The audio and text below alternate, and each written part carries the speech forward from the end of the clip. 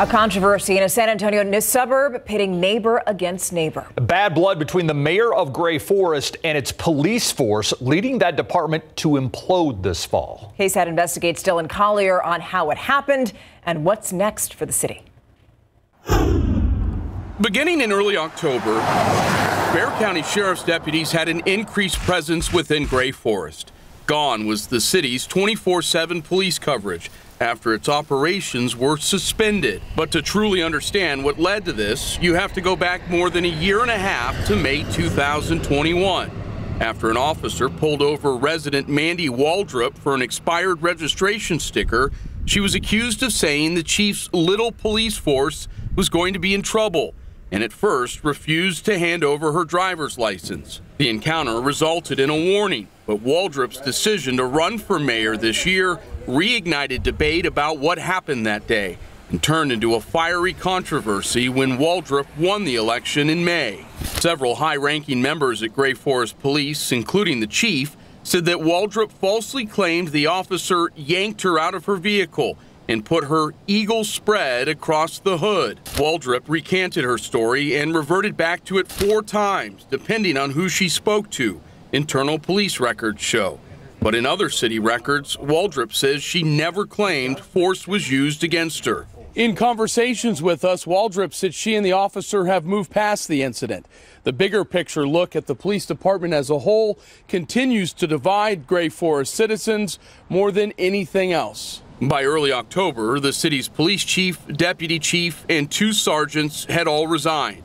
3 of them accused Waldrop of creating a hostile work environment. The divisiveness in the city amongst neighbor to neighbor, I've never seen before in 20 years. Paul Garrow, who says he supported Waldrop's campaign, is among a group of Gray Forest residents who now says the mayor was too heavy-handed with officers, criticizing this list of police expectations Waldrop put out this summer, particularly the line in which she said the speed limit along a certain stretch of road must be aggressively enforced. Detractors have called it a quota system, which is illegal under Texas law. This is why I got involved. I cannot have an elected official impugning the character of the police force in this way. But Waldrop is not in this fight alone. To translate that into from Mandy E's into I think that you should, I want you to patrol at all. Nearly 20 people gathered at the city's clubhouse last month after KSAT requested to speak with her supporters. They said the agency lacked initiative and clear standards and added reserve officers, which make up a vast majority of the department, who weren't properly vetted. I would say that the police force realized that they were losing ground from a prior party, and that made them very upset. After an interim police administrator was appointed in late October, he later revealed the force had 1 working patrol vehicle. Several options are now on the table about how to restructure the department, including dropping down to as few as 2 full-time officers. The administrator also asked for permission to cut 20 of the reserves, starting the first of the year. For KSAT Investigates, I'm Dylan Collier. And as if there weren't already enough layers to this drama, Waldrop confirms that the interim administrator left office late last month. The new interim chief, the same officer who pulled over Waldrop last year. Now, we asked Waldrop to speak with KSAT on camera, but she declined, saying the city attorney told her not to take part. She's also faced criticism for continuing to work as a contract employee for Gray Forest Utilities, even though her position as mayor also makes her a member of the utility board. Also new at 6, it's National Influenza Vaccination Week, and U.S. health officials say this year's flu shot appears to stand up to the strains that are circulating. But it looks like a lot of Americans are not taking advantage of it.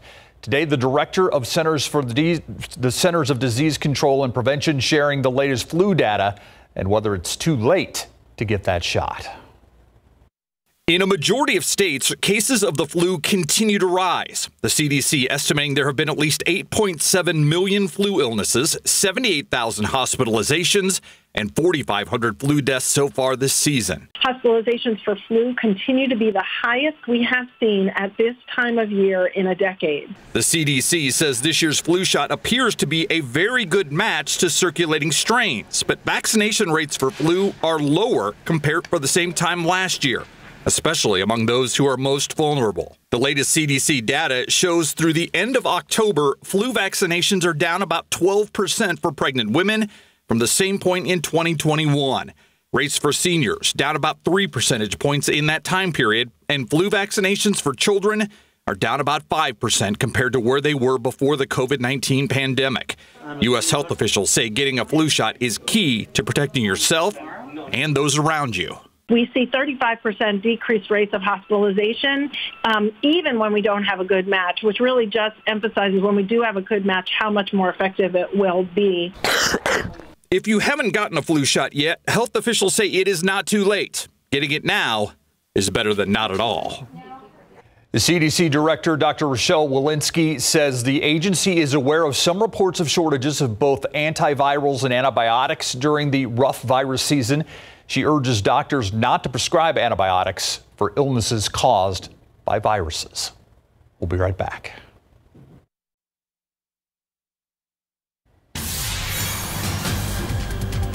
Today marks the 81st anniversary of Japan's attack on the U.S. naval base at Pearl Harbor. The Japanese Imperial Army launched that strike on December 7th, 1941, which drew the United States into World War II. More than 2,000 Americans were killed. The bombings also destroyed a significant number of U.S. battleships and planes. President Franklin Delano Roosevelt gave a speech to Congress the following day, famously calling the day of the attack a date which will live in infamy. Shortly thereafter, Congress passed a declaration of war against Japan, marking the official beginning of America's role in World War II. And now we're taking a live look outside right now, 74 degrees. And, you know, we're talking about Christmas. I can't believe it. It's just a little more than 2 weeks away, and it doesn't feel like it. No. Is that going to change, Adam Caskey? No. It's going to change, but it's not going to necessarily feel Christmassy necessarily. A cold front's going to be arriving, but not until next week. And I mean, to put it in perspective, it'll take us from 80 degrees just closer to average for this time of year. We're live, Travis Park, the Rotary Club ice rink. Having a good time. I mean, it's fun. You gotta love technology. It can be 80 degrees in the afternoon, yet you still have ice and they can come out and skate and have a good time. We're gonna talk more about this rink and even kind of what went into building it and some statistics about it in just a bit. And of course, that forecast, including the cold front, when it gets here and what it means for temperatures in just a bit. All right, so we're getting a lot of the Word of the Year lists as we get closer to the end of the year, and Google has published its Year in Search.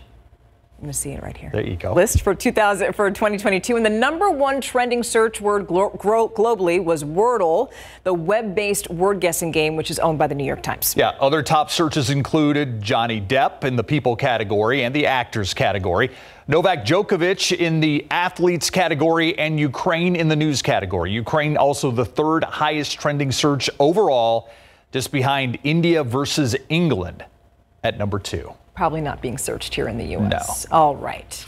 Now, a guitar believed to have belonged to Marie Antoinette is expected to fetch a pretty penny at auction later this week.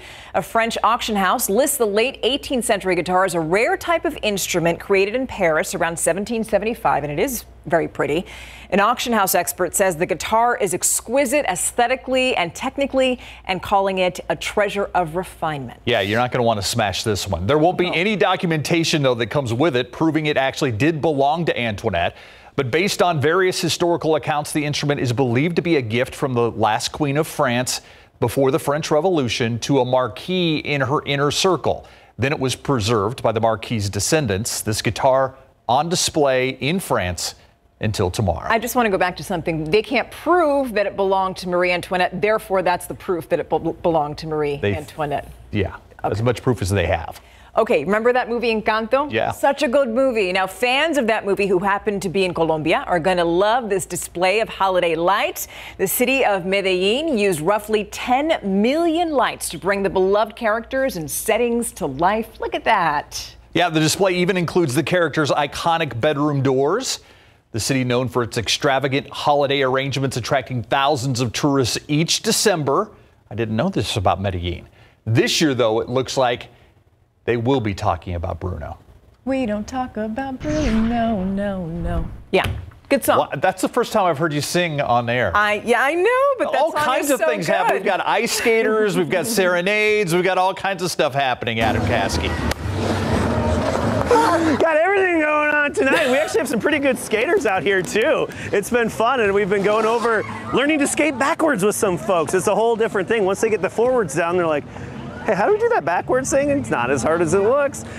So I was talking to the folks that set up the ice, and they say there's 3 inches of ice out here, and that's more than double you would have at an NHL hockey rink. Hey there! Oh, you got it! Because it's outside in this, southern latitude with the sun, it just beats it up. The sun, even if it's cold out, the sun will still cause it to soften up. You'll get the puddles and evaporation, so they're constantly getting their little mini Zamboni, their little mini boni out here, and then putting new layers on, especially at night, with the refrigerant underneath to try to keep it fresh. But one thing I love too is the folks that come out here, they're just smiles and laughter all around. So you have these groups of friends where maybe one can kind of skate, and then one of them's like not even like, they look like a baby giraffe, and then they're just having a good time with it. Okay, we could talk about this forever. Let's get to the weather, because we do have some weather, of course, that's headed our way. Not anytime soon, because it's really good recovery. More of the same, more of the same, more of the same for a few more days. All right, take a look at our temperatures right now, and you look at those readings, and for the most part, we're just in the 70s to right near 60 degrees. I mean, not near 60, I mean 70s, dropping down to near 70 soon, but it's going to be a slow process. Converse right now at 70, 73 Port SA, and burning down to 68. This evening, all of us near 70 degrees later on, and I think downtown will probably be closer to 70 as we near midnight. So not a very quick drop in temperatures. It'll actually be pretty gradual. More fog developing, of course. Tomorrow morning, 68 to start the day. See what I said about the giggles? Isn't that great? People laughing together, having a good time. Kind of making fun of each other because, we don't get to skate down here in Texas every day. It's fun to do. Anyway, tomorrow afternoon will be right up near 80 degrees again. Yeah, more of the same. Ho hum for a few more days. 80 through the weekend and Tuesday. Then the next cold front arrives. That's going to be some point Tuesday, Wednesday. And remember, this thing is still days from even forming, so we can't really give you more information and give you anything extra until we get more info and it actually forms. As for rain, I mentioned the past couple of days that good conveyor belt of moisture, West Texas up into North Texas. It's coming off the Pacific, and it's the big blue H, the upper level high, that is giving us that moisture, not us, but other friends, our friends in North and West Texas. That's not going to head our way. We just have this small scale nuisance. It's okay. Which way do you want me to go? I can go away from the boards if you want. I got to remember, people like to stick to the boards. Anyway, this nuisance stuff that gives us the fog and drizzle and dampness, and that's every single morning all the way through Tuesday. And then by Wednesday, our temperatures drop off a bit, and we're back to 67 degrees. Well, at least 60s. That's somewhere in the 60s most likely behind this next front. So it'll take us from, right near 80 degrees down closer to where we should be. The average, of course, is 66 this time of year. Starting to fill up out here. It's open till 10 o'clock, 5 to 10 on weekdays. Down here at Travis Park, we actually have live music across the way. I thought the speakers were playing, but no, it's live music. And if you missed it earlier, you think you can't skate? Aha, I challenge you. I bet you can skate. Give it a shot. You start, if you've never done it before, just march. March like this. And then that'll naturally turn into a pushing motion. It's okay. And then have your knees bent. And if you're gonna fall, you bend and grab your knees. Makes it a lot easier. And you less likely to end on your bum or hit the back of your head on the ice. But it's fun down here. It's fun to, the weekend actually has the extended hours of operation as well. Woo! Okay, Adam, thank you. People are just going to live vicariously through Adam. Yeah, business picking up out there. In case you missed it, coming up next.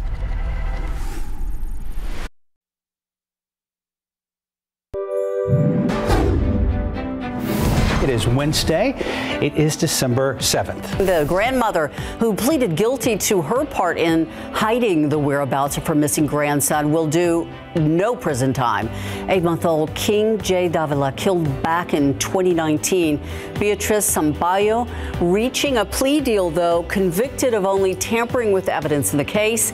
She's now been ordered to make a $1,000 donation to ChildSafe, ordered to pay a $1,500 fine, plus then serve 10 years probation only. Sambayo's family claimed that she was the mastermind behind the plot to hide the little boy's death with a fake kidnapping. Police in San Marcos are trying to catch a bold burglar and their loot after they took off with an armored Humvee. Police say someone stole the vehicle sometime between November 22nd and November 28th. The Humvee was taken from a U.S. Army Reserve Center. Anyone with information is asked to contact Detective Raven at 512-781-8997. San Antonio police say speed is a factor in an overnight motorcycle crash on I-35. That crash happened after 3 a.m. on the highway near Stonewall. That's South San Antonio. Police say the driver was speeding on the northbound access road when that crash happened. He was transported to BAMC in serious condition. No other vehicles involved in this crash. Volodymyr Zelensky, the president of Ukraine, he has just been named this morning Time Magazine's 2022 Person of the Year. The title is Volodymyr Zelensky and the Spirit of Ukraine. The Ukrainian leader, whose attempt to fight off Russia's invasion of his country, has won widespread acclaim.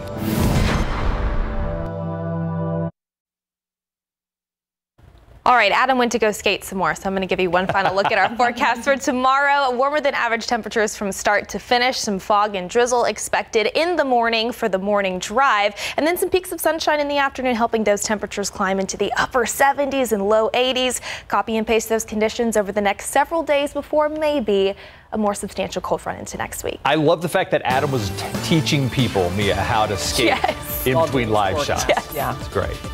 See you at 10.